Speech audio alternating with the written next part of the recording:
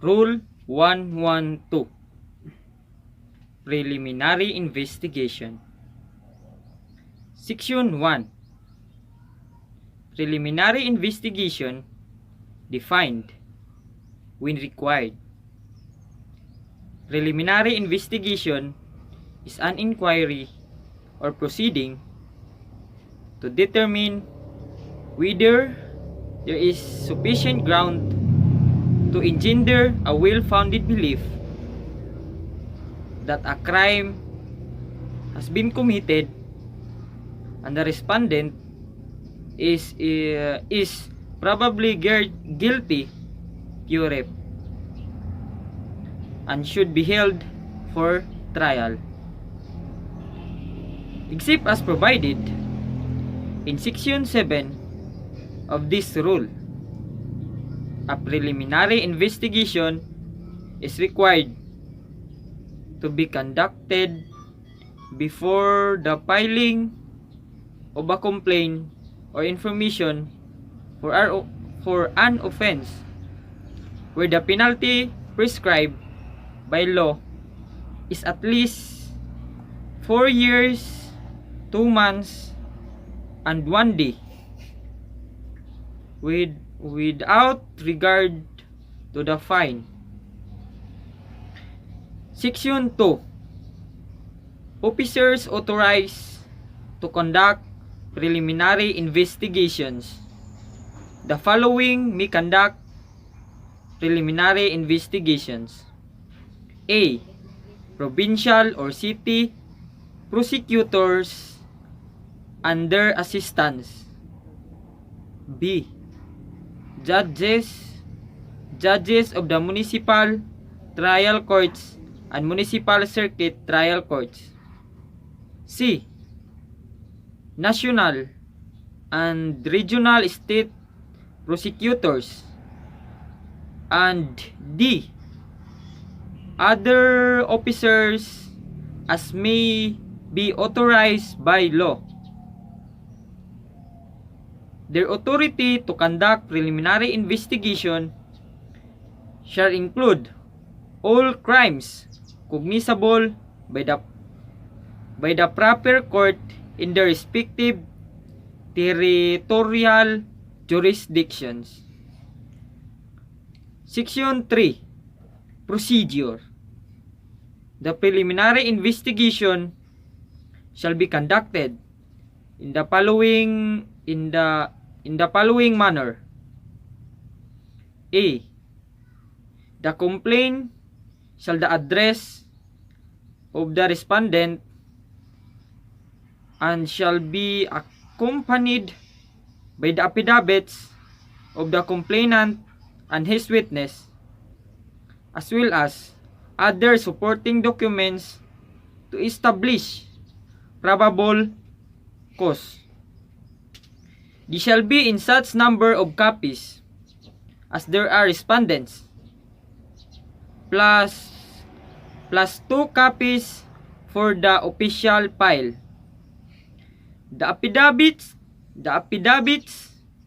shall be subscribed and sworn to before any prosecutor or government official authorized to administer oath, or in their absence of inviolability before a notary public, each of whom must certify that he personally examined the affiance and that he is satisfied that they voluntarily executed and understood their affidavits. B. Within 10 days after the filing of the complaint, the investigating officer shall either dismiss it if he finds no ground to continue with the investigation, or issue a subpoena to the respondent attaching to it a copy of the complaint and its supporting affidavits and documents. The respondent shall have the right to examine the evidence submitted by the complainant, which he may not have been punished, and to copy them at his expense. If the evidence is voluminous, the complainant may be required to specify those which he intends to present against the respondent, and they shall be made available for examination or copying by the respondent at his expense. Objects as evidence need not be punished a party, but shall be made available for examination, copying, or photographing at the expense of the requesting party. C. Within 10 days from receipt of the subpoena, with the complaint and supporting affidavits and documents, the respondent shall submit his counter affidavit and that of his witness and other supporting documents relied upon for his defense. The counter affidavit shall be subscribed and sworn to and certified as provided in paragraph A of this section, with copies duly furnished by him to the complainant.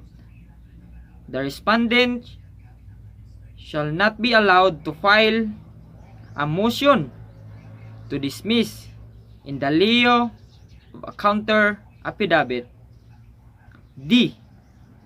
If the respondent cannot be subpoenaed, or if subpoenaed does not submit counter affidavits within the 10 days period, the investigating office shall resolve the complaint based on the evidence presented by the complainant. E. The investigating officer may set a hearing if there are facts and issues to be clarified from a party or a witness. The parties can be present at the hearing, but without the right to examine or cross-examine. They may, however, submit to the investigating officer questions which may ask to the party or witness concerned. The hearing shall be held within 10 days from submission of the counter affidavits and other documents, or from the expiration of the period for their submission. It shall be terminated within 5 days. If within 10 days after the investigation, the investigating officer shall determine whether or not there is sufficient ground to hold the respondent for trial.